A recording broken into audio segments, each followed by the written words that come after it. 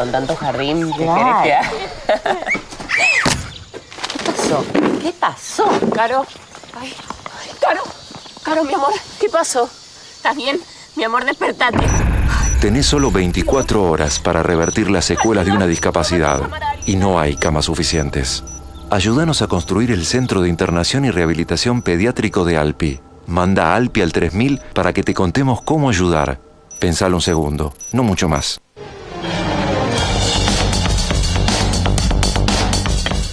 Buenas noches, y acá estamos otro martes haciendo Inimputables. Venimos de corrido desde el noticiero, estuvimos en Hoy porque es un día muy particular. En un ratito les vamos a contar por qué se terminaron de contar los votos de esta primera serie de elecciones que hay en el Consejo de la Magistratura. El estamento de los abogados de Capital ya tiene quien lo represente, es Adriana Donato, de Gente de Derecho. Pero además de esto, ¿de qué vamos a estar hablando en Inimputables?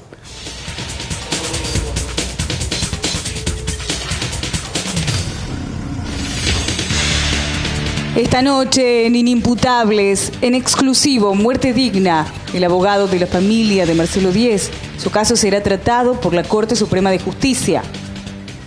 Además, magistratura, ¿cómo fueron las elecciones en el Colegio Público de Abogados de Capital Federal? También, dos miradas sobre los cortes de calle. ¿Son un delito?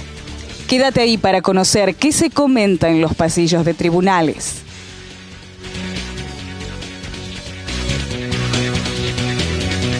Adriana Donato está por ahí, está del otro lado de la línea.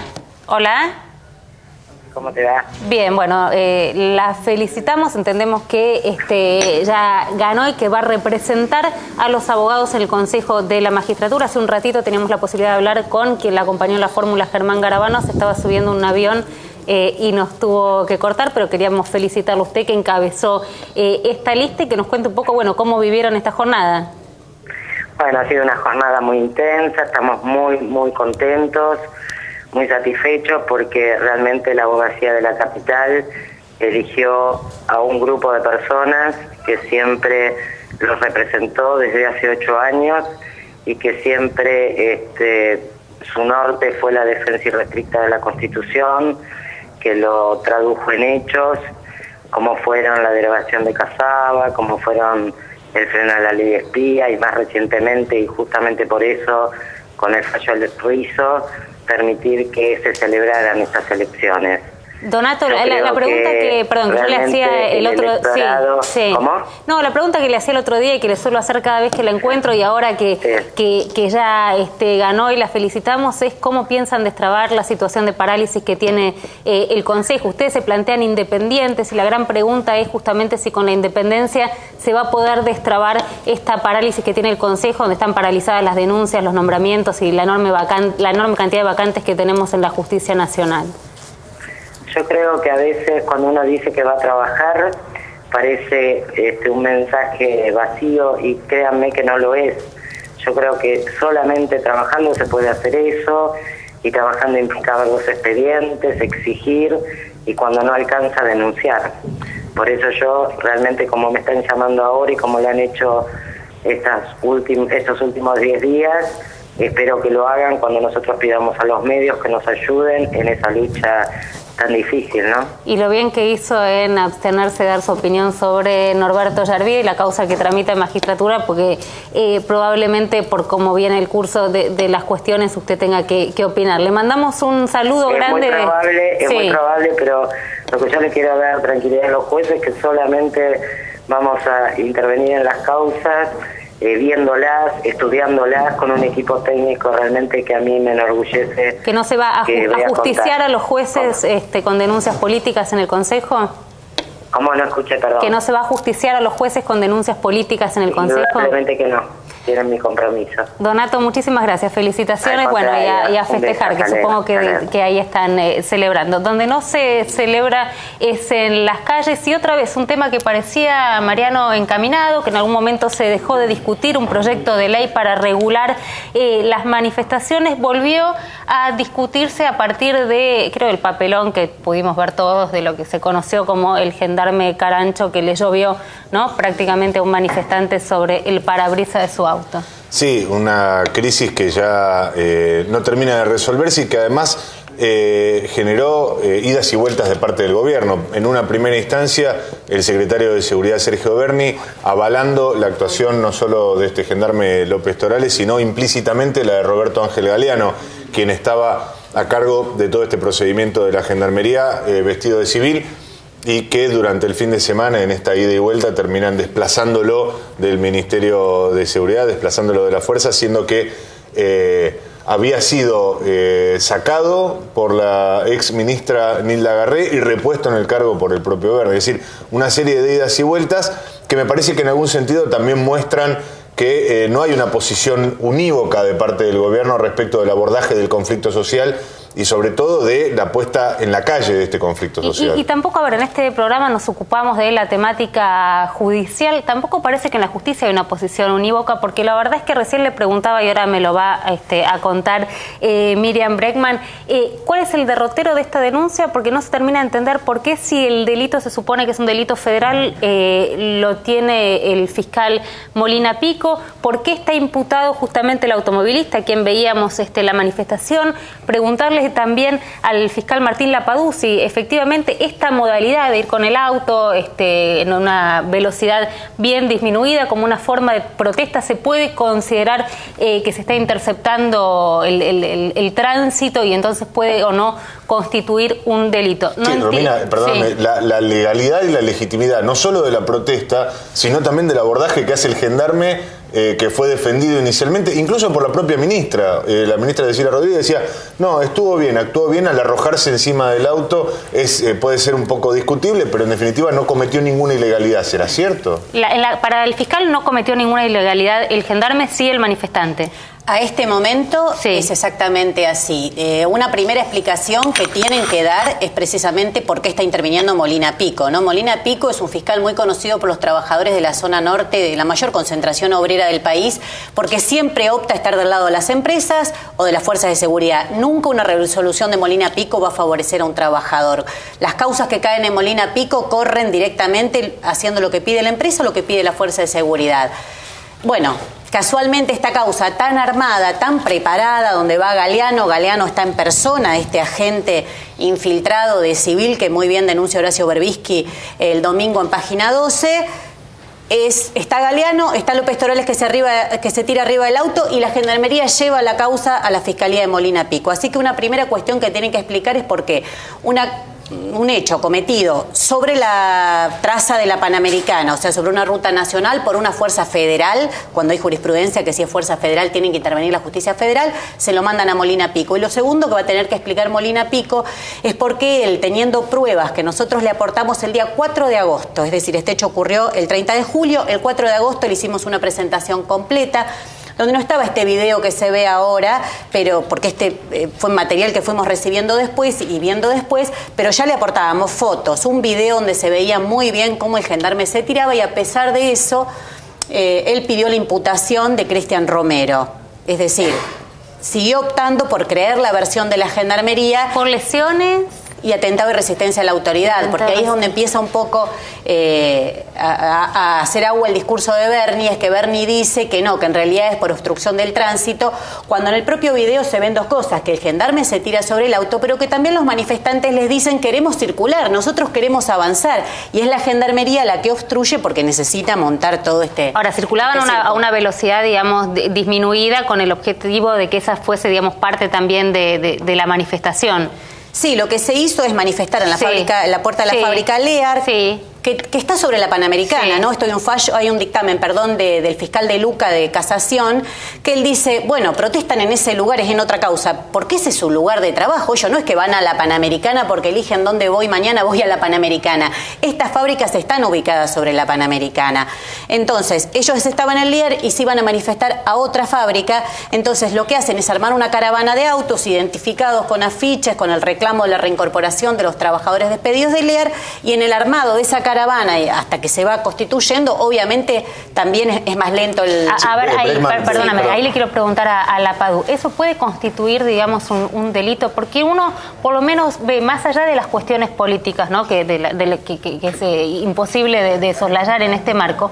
¿Qué pasa? Que la justicia a veces le falta respuesta.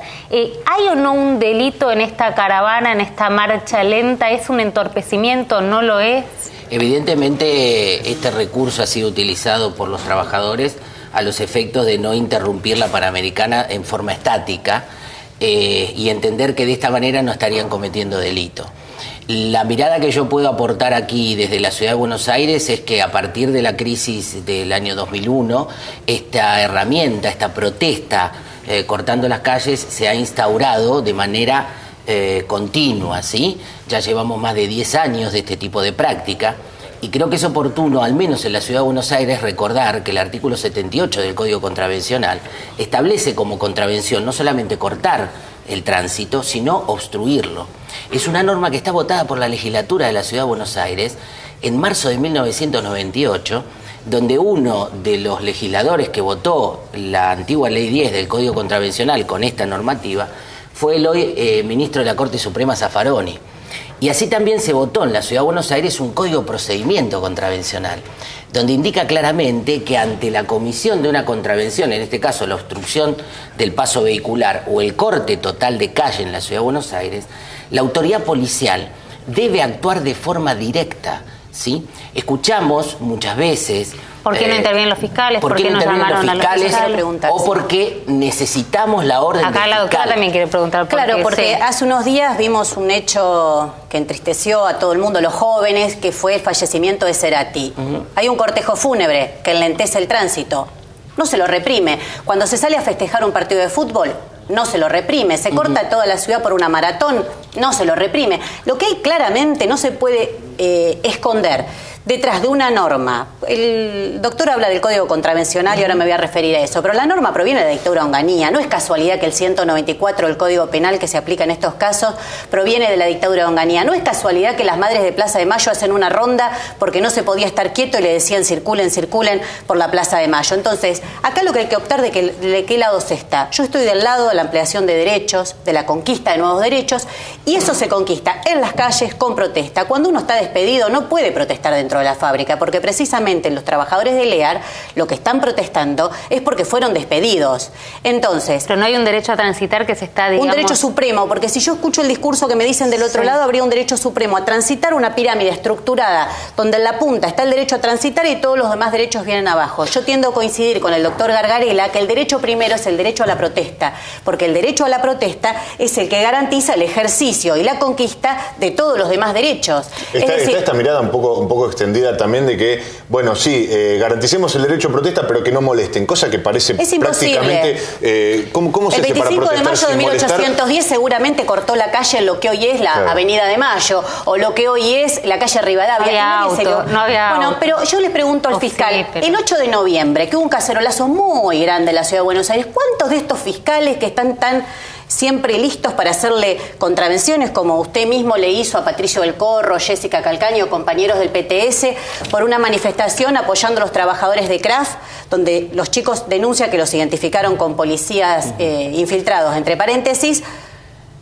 ¿Por qué? ¿Cuántas imputaciones hubo en ese el caso? 8N? Ninguna. ¿Cuántos ruralistas conocemos de la sociedad rural que hoy están yendo a juicio oral por los cortes que hicieron en el 2008? Ninguno. Es decir, acá lo único que se criminaliza es el corte de los trabajadores ocupados y desocupados o de aquellos que están reclamando por un derecho. El resto, las interrupciones del tránsito, de los bares que ponen mesas en la vereda, todas esas no obstruyen. Primera cuestión. Usted comparó el Código Contravencional con las leyes de Onganía. Quiero indicarle, doctora, que este Código Contravencional fue votado por los legisladores de la Ciudad de Buenos Aires que fueron electos democráticamente, y uno de esos legisladores que votó este Código Contravencional es el doctor Zaffaroni. Así que, y este Código Contravencional, perdón doctora, cumpliendo una manda transitoria de la Constitución de la Ciudad de Buenos Aires, vino a derogar los edictos policiales. Primera aclaración.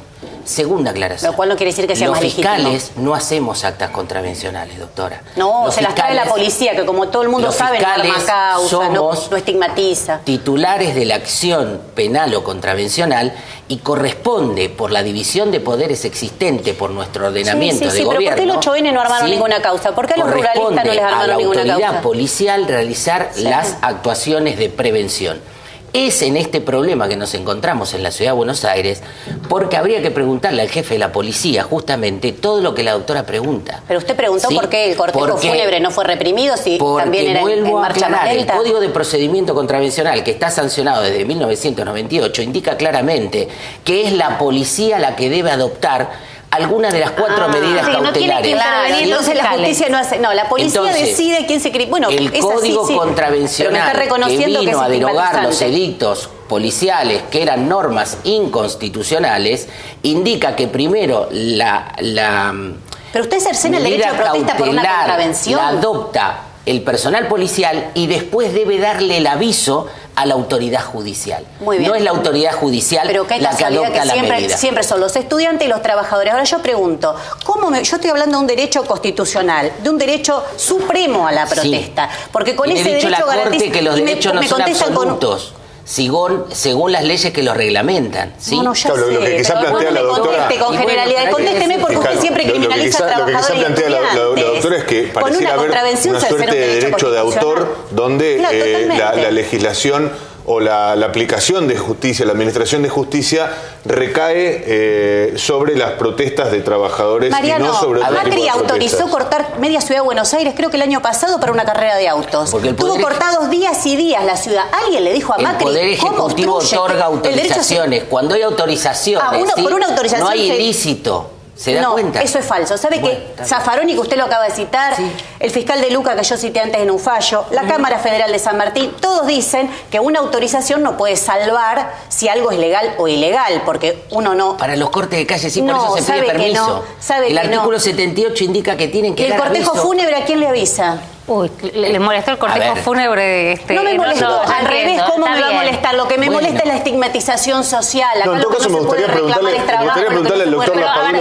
Pero hay una cuestión lo único que está penado es eso, no penan otra cosa estos fiscales. Pero hay algo que tiene que ver con el sentido común. No todos los días uno tiene un cortejo fúnebre. Me gustaría verla. Un cortejo fúnebre multitudinario, ¿no? Me parece que uno no tiene... No todos los días hay 200 familias en la calle. Todos los días. Pero lo que dicen, porque hay muchísima jurisprudencia que avala lo que yo digo. Lo que pasa es que el doctor se mantiene en un grupo de fiscales de la Ciudad de Buenos Aires que aplican el criterio macrista sobre qué es una sociedad. Yo no quiero vivir en un estado de sitio. ¿Es el criterio macrista o en la ley? ¿Es el criterio macrista o en la ley? Doctora. Yo no quiero vivir en un estado de sitio. Yo quiero que haya derecho de protesta. El derecho de protesta puede colateralmente molestar el ejercicio. Sí, el derecho de huelga también está contemplado en la Constitución. Utilizar esto como una herramienta ¿Cuál sería la herramienta? La herramienta sistemática. ¿A usted va a decir cuando yo puedo decirle a un trabajador, mira, ahora protestar por los despidos? Doctor, ahora no, porque me gustaría que si el doctor nos puede explicar, desde la visión jurídica, ¿cuál es la opción que tiene un trabajador de generar una protesta que evidentemente alguna afectación tiene que generar para que esto obtenga una respuesta y que no sea, digamos, ir a un protestódromo como se habla planteado en algún momento? ¿De qué manera? Porque para ejercer los derechos constitucionales no se pide permiso. Lo que indicó el legislador en el artículo 78 que debe dar aviso con suficiente antelación para que se tomen las medidas correspondientes para que no, por ejemplo, entonces no hace falta una nueva legislación, como se decía. Pero por supuesto, a la policía, según usted, le debe dar aviso. El día que asesinaron a Mariano Ferreira, que hoy la Policía Federal está condenada por haber participado de ese crimen, los que salimos a repudiar ese crimen... Eso fue en la provincia de Buenos Aires, ¿no? No. No, fue en Barracas. Tendríamos que haberle avisado a la Policía Federal que íbamos a salir a repudiar su participación en un crimen tan aberrante como el asesinato de Mariano Ferreira. Es decir, para usted se elimina la espontaneidad de la manifestación. Yo opino que no. Yo opino que lo que es irrestricto es el derecho de protesta. Porque el derecho de protesta tiene que ser garantizado, porque eso garantiza los demás derechos. Lo que pasa es que se va haciendo un sentido común, y esto de Bernie es muy terrible.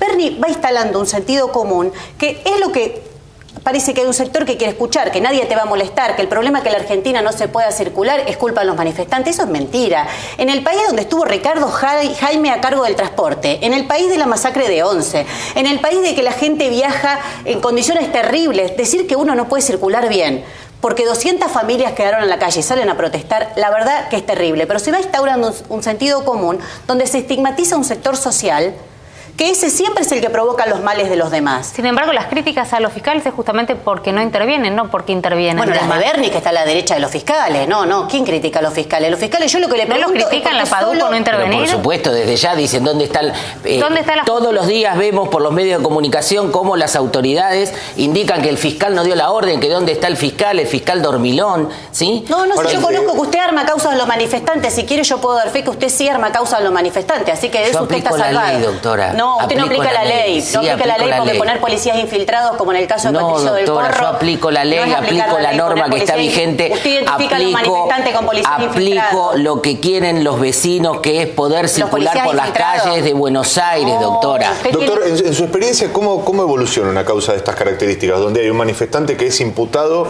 por una obstrucción del tránsito, eso llega a la fiscalía, usted pide la imputación. ¿Cómo suele seguir? En la ciudad de Buenos Aires hay dos maneras. La primera, que hemos renunciado hace tiempo, es que la policía actúe como policía y aprenda al contraventor en caso de reiteración de conducta, que eso es lo que dice el Código Contravencional, ¿sí? El Código de Procedimiento.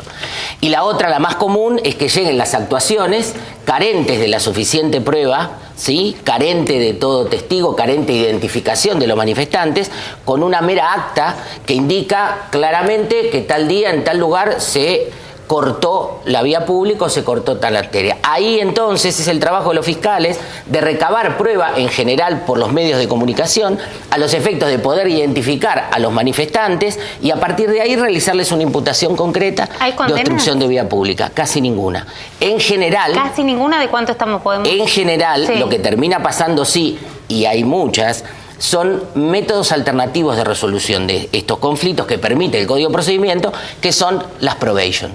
En definitiva, terminan los imputados con trabajos de utilidad pública que, por supuesto, terminan cumpliendo y, por ende, se extingue la acción contravencional. Entonces se persigue, digamos, se persigue. Por supuesto que se persigue. Yo doy fe que el doctor persigue, eso lo puedo garantizar. Estoy citando. Se persigue la acción del corte o... Se la persigue, se la criminaliza y eso es lo que se ha denominado la criminalización de la protesta social y no solamente el organismo que yo integro está denunciando, por ejemplo, un documento del CELS de hace unos días denunciando que hay un incremento peligroso en la criminalización de la protesta social y nosotros vemos que estas acciones, que la impunidad que le está brindando el fiscal Molina Pico a este gendarme que se tira sobre el auto, al hecho de violencia, cómo arrancan a un conductor del auto y lo tiran al piso, lo golpean, etcétera, etcétera.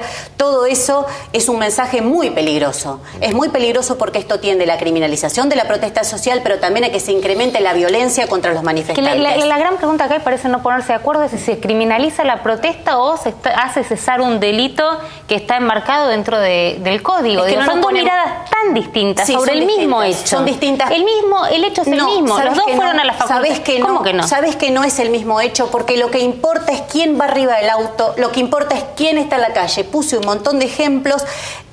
Digo otro, frente a la iglesia de San Cayetano, cuando se concentra un montón de gente, alguien que piden, la persona antes de ir pide permiso.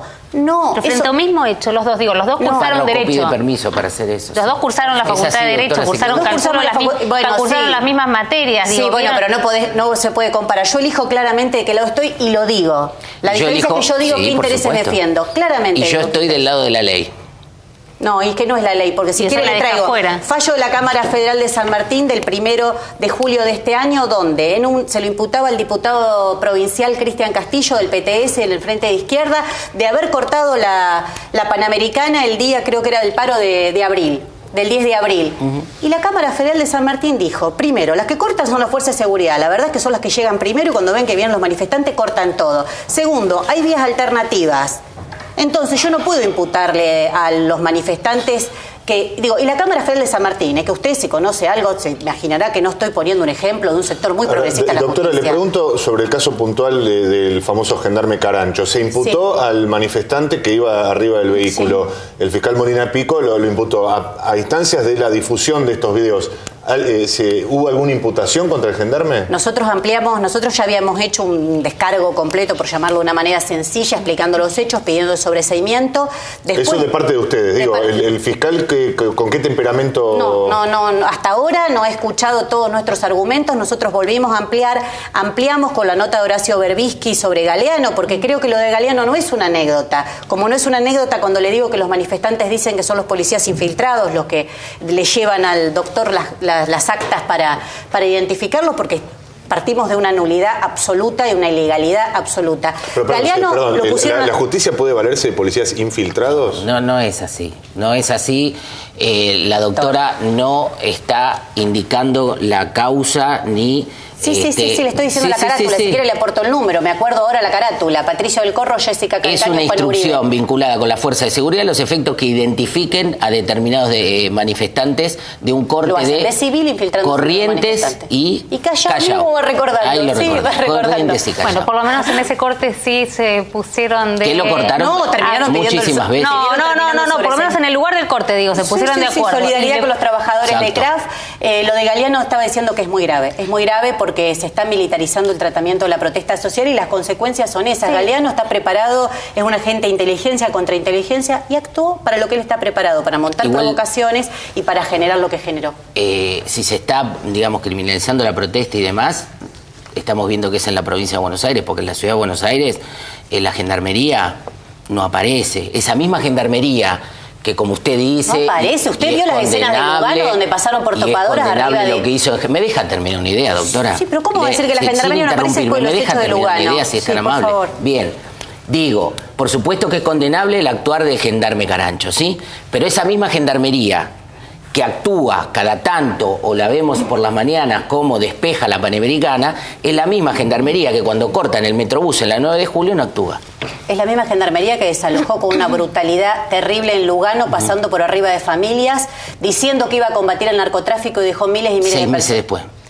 Derecho de protesta, derecho de transitar, criminalización de la protesta social o hacer cesar un delito. Miradas absolutamente contradictorias que tienen que convivir en un mismo escenario donde se desarrollan estos hechos. Muchísimas gracias a los dos por haber venido. En el living tenemos el primer caso de muerte digna que va a llegar a la Corte Suprema de Justicia de la Nación. De hecho, ya llegó. Los ministros de la Corte en este momento están abocados a estudiar la historia que van a escuchar en boca del abogado, de quien lamentablemente es protagonista de esta historia hace más de 20 años. Ya volvemos. Gracias a los dos.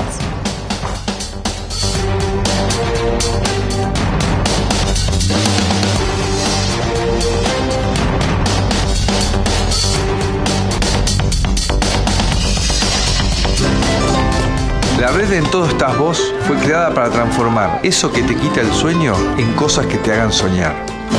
Entrá a buenosaires.gov.ar/red En Todo Estás Vos. Buenos Aires Ciudad. En Todo Estás Vos. Y en este momento los jueces de la Corte Suprema de Justicia de la Nación están estudiando un tema sumamente sensible. Recuerden este programa porque en breve se va a estar hablando de este fallo que tiene que ver con la muerte digna. Le preguntaba recién al doctor cómo era el expediente, me decía DMA sobre... Declaración de incapacidad. Declaración de incapacidad, sí, frío. Suena, bueno, como un expediente más, pero lo que los ministros de la Corte están tratando de resolver es una causa que lleva muchos años. ¿Por qué no nos cuenta la historia? Sí, las carátulas suelen ser a veces solo carátulas, pero en el caso de DMA, que no es ni más ni menos que 10 Marcelo Andrés, es la carátula de una historia realmente muy, pero muy triste. Marcelo Díez hace 20 años agarraba su motocicleta y se iba, como cualquiera de nosotros, a comer un asado. Bueno, el asado nunca llegó porque tuvo un tremendo accidente de tránsito. ¿Qué edad tenía en ese momento? En ese momento tenía 30, está por cumplir 50. Porque tuvo un tremendo accidente de tránsito que lo colocó en la misma situación en la que hoy está. Estado vegetativo, persistente e irreversible. Durante esos largos años su familia puso de todo tipo de recursos para lograr una mejoría en el cuerpo y en la salud de Marcelo. estuvo inclusive internado en la Fundación Favaloro, lo visitaron los expertos más importantes de la ciencia médica del país y también de otros lados del mundo. Bueno, la respuesta nunca llegó, ni llegaría ni va a llegar. Sus padres fallecieron en estos 20 años y quedan sus hermanas, las curadoras de Marcelo, que hace 6 años, por instancias del doctor Ignacio Maglio, me fueron a ver al estudio y yo siempre tengo grabada una frase muy profunda, que sus hermanas me dijeron: mire, doctor, nosotros a nuestro hermano ya lo perdimos, lo que nosotros queremos es poder despedirlo. Y me parece que sintetiza lo que significa la lucha y el dolor de esta familia. Estamos hablando de hace 20 años. Ahora, hace muy poco la Argentina, y en función de también, ¿no? de otra vez, de las víctimas que se cargan los procesos al hombro, en este caso una mamá, finalmente se sancionó la ley de muerte digna. ¿Por qué no se aplicaría, digamos, el caso de la ley más benigna en la situación de Marcelo, teniendo en caso que hay una ley, él tiene estado vegetativo? Claro, como una zona gris, ¿no? Es como que el sentido común, que es el que estamos buscando nosotros, a veces es el menos común de todos los sentidos, sobre todo en este tipo de ámbitos. Porque fíjese qué homenaje triste le estamos haciendo a 2 años de esa sanción de esa ley, que fue sancionada por abrumadora mayoría en diputados y por unanimidad en senadores, y hoy, en lugar de estar en la etapa de aplicación de los derechos, está judicializada. Vamos a tratar de entender por qué, a ver si tenemos testimonios que desde lo jurídico explican por qué hace 20 años vienen con esta batalla judicial, por qué a pesar de que hay una ley que los ampara, las hermanas de Marcelo todavía no logran esto que están buscando, que es despedirse. ¿Van?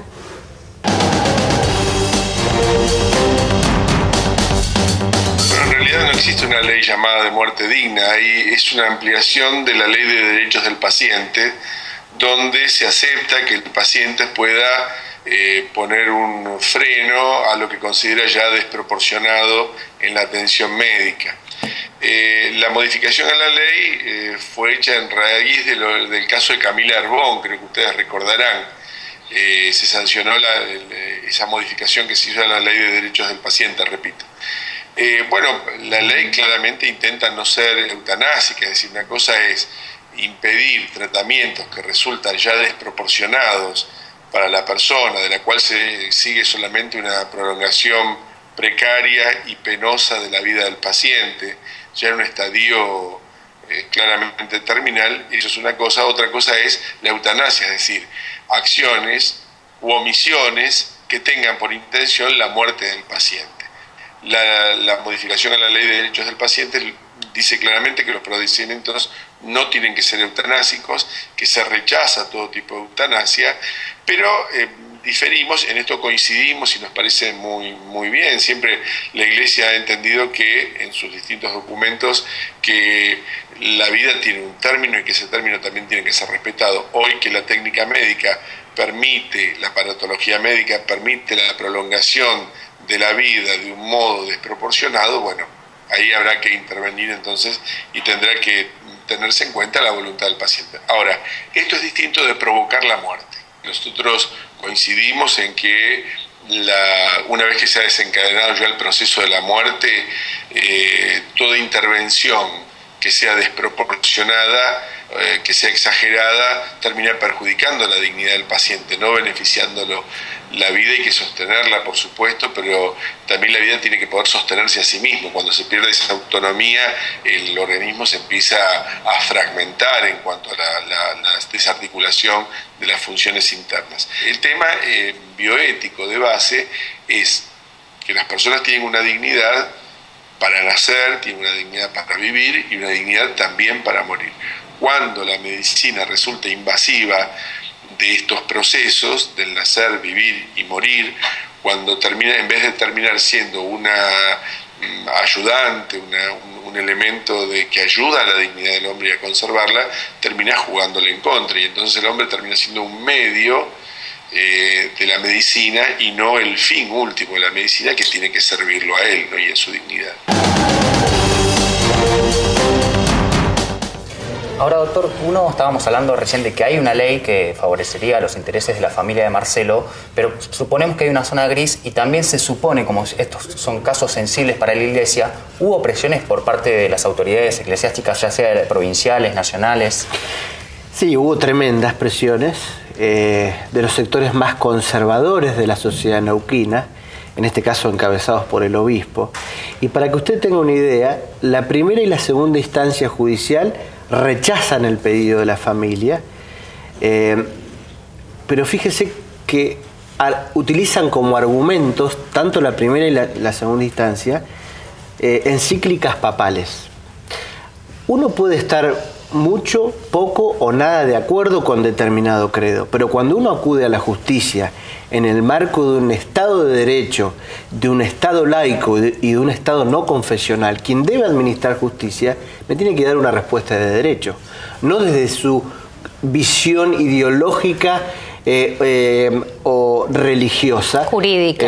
Yo quiero una respuesta de derecho para eventualmente tener remedios procesales. Por suerte, pudimos acudir al Tribunal Superior de Justicia de Neuquén, que con un enorme coraje y valentía dijo que esta nueva ley era perfectamente encastrable en la situación de Marcelo Díez y por lo tanto le dio la razón a la familia. ¿La familia qué está pidiendo? Perdón, porque acá lo que la familia ni más ni menos... Pero ayúdeme, digo, por la confusión que esto genera. Digamos, muchos piensan, ¿qué está pidiendo la familia? Que se desenchufe, porque esta es como la fantasía, quien persiste por medios mecánicos, o que no se lo asista en caso de que tenga, o no se encarnice la asistencia en caso de que tenga algún tipo de crisis y no se intervenga. Porque son dos situaciones distintas. Sí, pero están englobadas en lo que se llama la limitación del esfuerzo terapéutico. Es decir, el retiro de las medidas de soporte vital puede ser, en algunas cuestiones, no ingresar un determinado paciente a terapia intensiva.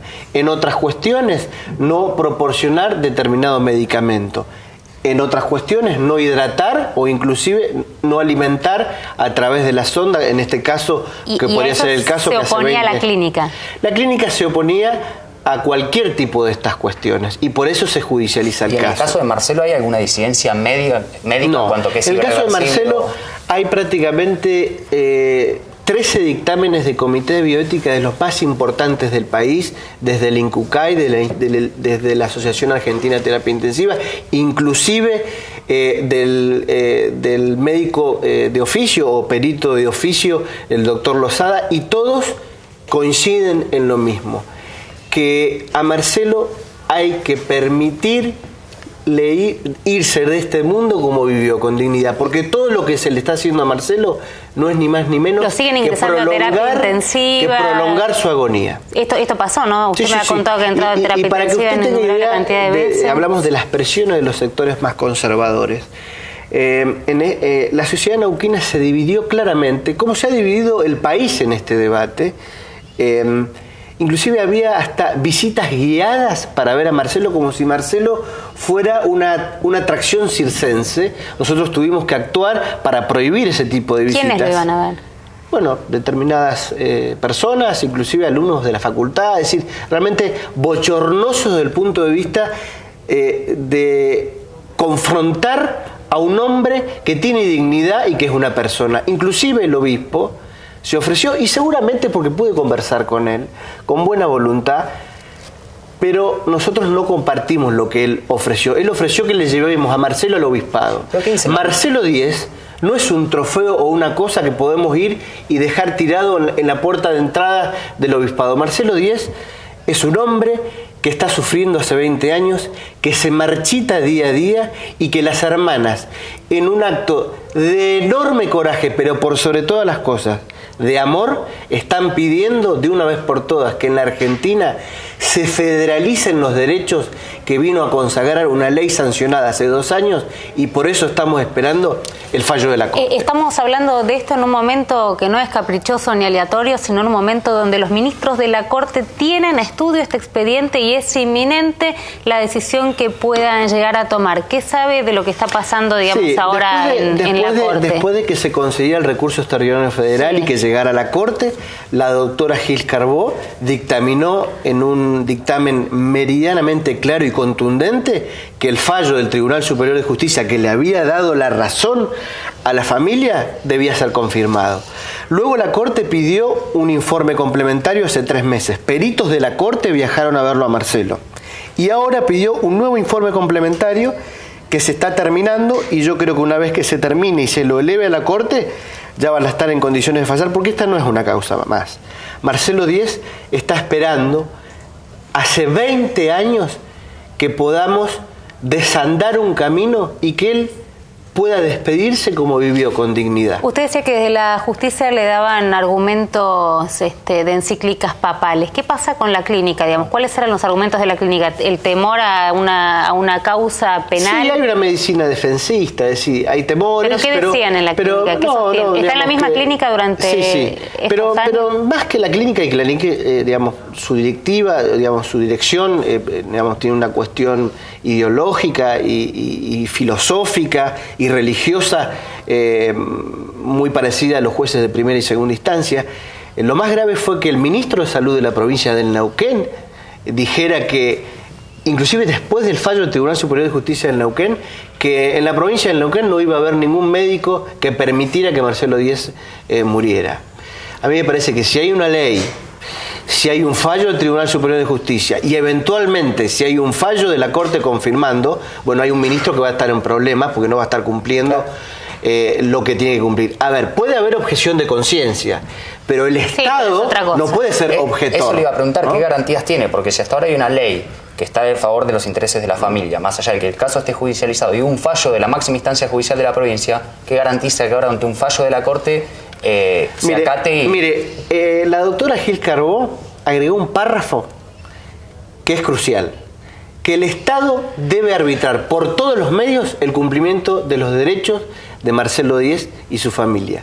Porque la nueva ley no solamente vino a otorgar derechos para resolver este tipo de cuestiones, sino que cambió el paradigma de la relación entre el médico y el paciente. Hasta hace muy poco la relación era claramente paternalista. Lo que decía el médico era lo que había que hacer. Hoy los pacientes y su familia, en plena autonomía y con el total conocimiento del equipo médico, son los que tienen que decidir. Y esto es crucial.